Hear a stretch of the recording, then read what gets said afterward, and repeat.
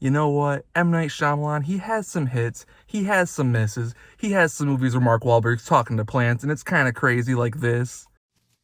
Just going to talk in a very positive manner, giving off good vibes. And then there's other things that we don't talk about like this. I'm not even going to say the name. I'll show you a little clip right here, but that's the most I'll say because we know there's one Avatar out there and it's not that bullshit.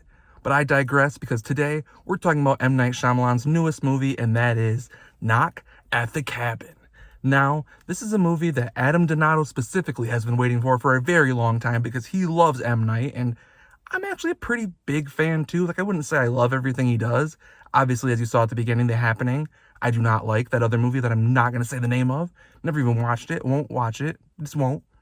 And then there's like Lady of the Water, which I haven't seen too. But The Village, I personally really enjoyed still. I like that twist. And there's stuff like The Visit. People didn't really like that one that much, but I thought it was pretty good. There's like some bad parts in it for sure, but it's not a bad movie in my opinion. But, and honestly, Glass, this like scene right here that I'm showing you, this is like one of the coolest superhero scenes in my opinion, like ever. It doesn't have to have all that Marvel stuff in it. It's just really crazy, like super powered people going after each other. And M. Night just does some pretty weird stuff. Like, yeah, I reviewed Old, which you can go check that review out. And honestly, my opinion doesn't change that much on it. Like, it's a 3.5 out of 5, I think, is what I rated it. And it kind of stays there. But this movie kind of falls kind of near Old at the same time because it's not like the worst M. Night by far, but it's unfortunately not his best. But you know whose best it really is? Dave Bautista. I've been a fan of Dave Bautista for so long. I mean, Bautista was one of my favorite wrestlers as a kid. Like, I used to wear a wristwatch to like second grade all the time that literally just said Bautista. It was like orange with black lettering.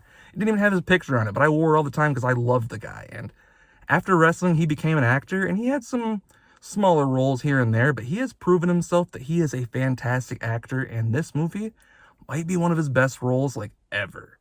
I loved him specifically in Glass Onion, the Knives Out story, but this movie, he got to go and just show you how great he is because this character that he plays of Leonard, which I'll give you a little synopsis right here, that this movie is about this gay couple who has their adopted daughter with them, and they go on vacation to this cabin, and this group of people shows up, and one of them is named Leonard, played by Dave Bautista, and he is a very menacing individual. But at the same time, he's like showing how nurturing and loving he is, and he's kind of showing you that he doesn't really want to do the things that he is set out here to do. And that's the story here, is that these people just show up randomly and they say they have to carry out this mission, and it gets a little nuts and it gets a little crazy, but unfortunately, the ending is what really ruined it for me, and I think it's a lot of what M. Night Shyamalan fans say. His endings are sometimes really cool and sometimes just destroying the movie, and unfortunately, for me, this kind of destroyed everything great ahead of it. It didn't destroy the movie totally, but I thought it was going somewhere and saying a thing, and then it just kind of almost just collapsed in on itself, in my opinion. I'd love to comment and chat with you. I don't want to really spoil it here because I want people to go see this movie, but in my opinion, it just kind of faltered at the end, unfortunately.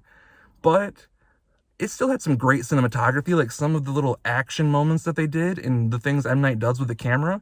Some really dope stuff, and the way he edited it together is really cool. But unfortunately, there's that.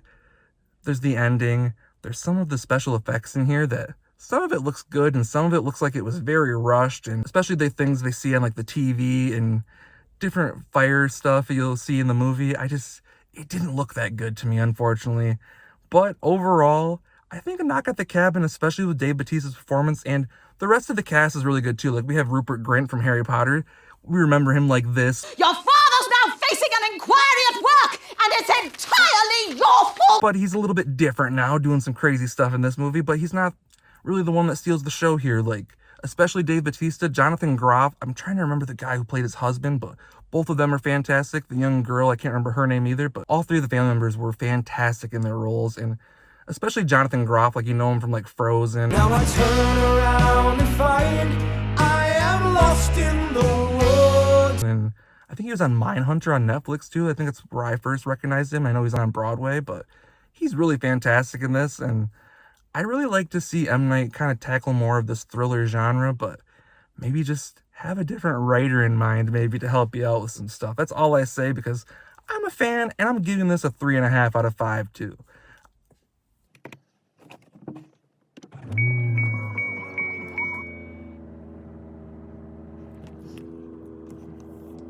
So yeah, we cut in a little bit and you might hear the car in the background because it just started up again, but 3.5 out of 5 is my rating, and that's all I have for you today. So please like this video. Tell me what you thought about this movie or anything M. Night Shyamalan. Like, give me your ranking of M. Night. Right now, I think my favorite movie still, honestly, might be Glass. Like, you can fight with me in the comments if you want, but I fucking love that movie. So let me know what your favorite is, and I will talk to you next time. And maybe it might even be at the movies. Who knows? I mean, we can talk about it.